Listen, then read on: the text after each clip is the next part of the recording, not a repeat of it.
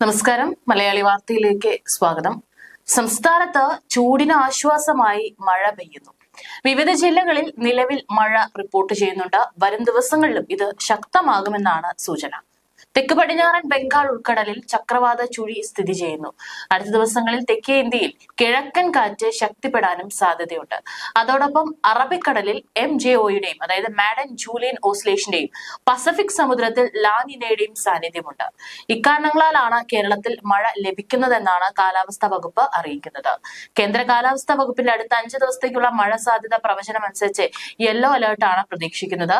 നിലവിൽ സംസ്ഥാനത്ത് ശക്തമായ മഴ മുന്നറിയിപ്പ് നൽകിയിരിക്കുകയാണ് കേന്ദ്ര കാലാവസ്ഥാ കേന്ദ്രം. ഇന്ന് നിലവിൽ 2 ജില്ലകൾക്കാണ് മുന്നറിയിപ്പ് നൽകിയിരിക്കുന്നത്. എന്നാൽ ഇതിനു പുറമെ മറ്റു ചില ജില്ലകളിലും മഴ സാധ്യത പ്രവചിക്കുന്നുണ്ട്. കേന്ദ്ര കാലാവസ്ഥാ വകുപ്പിന്റെ അടുത്ത 5 ദിവസത്തേക്കുള്ള മഴ സാധ്യത പ്രവചനമാണ് ഇപ്പോൾ പങ്കുവച്ചിരിക്കുന്നത്. വിവിധ ജില്ലകളിൽ കേന്ദ്ര കാലാവസ്ഥാ വകുപ്പ് യെല്ലോ അലർട്ട് പ്രഖ്യാപിച്ചിരിക്കുന്നു. അടുത്ത 3 മണിക്കൂറിൽ കേരളത്തിലെ തിരുവനന്തപുരം, കൊല്ലം, പത്തനംതിട്ട, ആലപ്പുഴ ജില്ലകളിൽ ഒറ്റപ്പെട്ട ഇടങ്ങളിൽ നേരിയ മഴയ്ക്ക് സാധ്യതയുണ്ടെന്നും കേന്ദ്ര കാലാവസ്ഥാ വകുപ്പ് അറിയിച്ചു. ഇന്ന് തിരുവനന്തപുരം, കൊല്ലം എന്നീ ജില്ലകളിലാണ് യെല്ലോ അലർട്ട് പ്രഖ്യാപിച്ചിട്ടുള്ളത്. ഒറ്റപ്പെട്ട ശക്തമായ മഴയ്ക്കുള്ള സാധ്യതയാണ് പ്രവചിക്കപ്പെട്ടിരിക്കുന്നത്. 24 മണിക്കൂറിൽ 64.5 മില്ലിമീറ്റർ മുതൽ 115.5 മില്ലിമീറ്റർ വരെ മഴ ലഭിക്കുന്ന സാഹചര്യത്തെയാണ് ശക്തമായ മഴ എന്നതുകൊണ്ട് അർത്ഥമാക്കുന്നത്.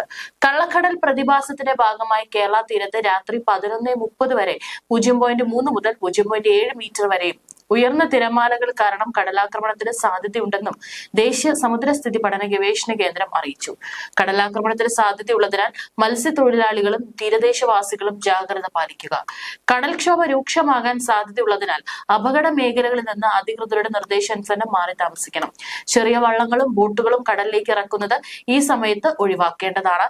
കള്ളക്കടൽ പ്രതിഭാസത്തിനും ഉയർന്ന തിരമാലയ്ക്കും സാധ്യതയുള്ള ഘട്ടത്തിൽ കടലിലേക്ക് മത്സ്യബന്ധന യാനങ്ങൾ ഇറക്കുന്നത് പോലെ തന്നെ അപകടകരമാണ് കരയ്ക്ക് അടുപ്പിക്കുന്നതും. ആയതിനാൽ തിരമാല ശക്തിപ്പെടുന്ന ഘട്ടത്തിൽ കടലിലേക്ക് ഇറക്കുന്നതും കരയ്ക്ക് അടുപ്പിക്കുന്നതും ഒഴിവാക്കേണ്ടതാണ്. INCOS മുന്നറിയിപ്പ് പിൻവലിക്കുന്നത് വരെ ബീച്ചുകൾ കേന്ദ്രീകരിച്ചുള്ള വിനോദസഞ്ചാരം ഉൾപ്പെടെയുള്ള എല്ലാ പ്രവർത്തനങ്ങളിലും ശ്രദ്ധ പുലർത്തേണ്ടതാണ്. മത്സ്യബന്ധന യാനങ്ങൾ ഹാർബറിൽ സുരക്ഷിതമായി കെട്ടിയിട്ട് സൂക്ഷിക്കുക. വള്ളങ്ങൾ തമ്മിൽ സുരക്ഷിത അകലം പാലിക്കുന്നത് കൂട്ടിയിടിച്ചുള്ള അപകട സാധ്യത ഒഴിവാക്കാം. മത്സ്യബന്ധന ഉപകരണങ്ങളുടെ സുരക്ഷ ഉറപ്പാക്കണം. ബീച്ചിലേക്കുള്ള യാത്രകളും കടലിൽ ഇറങ്ങിയുള്ള വിനോദങ്ങളും പൂർണ്ണമായി ഒഴിവാക്കുക. തീരശോഷണത്തിന് സാധ്യതയുള്ളതിനാൽ പ്രത്യേകം ജാഗ്രത പുലർത്തുക.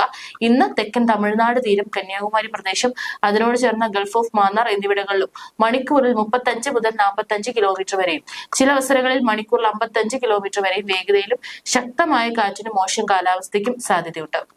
ഈ സമയങ്ങളിൽ മേൽപ്പറഞ്ഞ പ്രദേശങ്ങളിൽ മത്സ്യബന്ധനത്തിന് പോകാൻ പാടുള്ളതല്ല.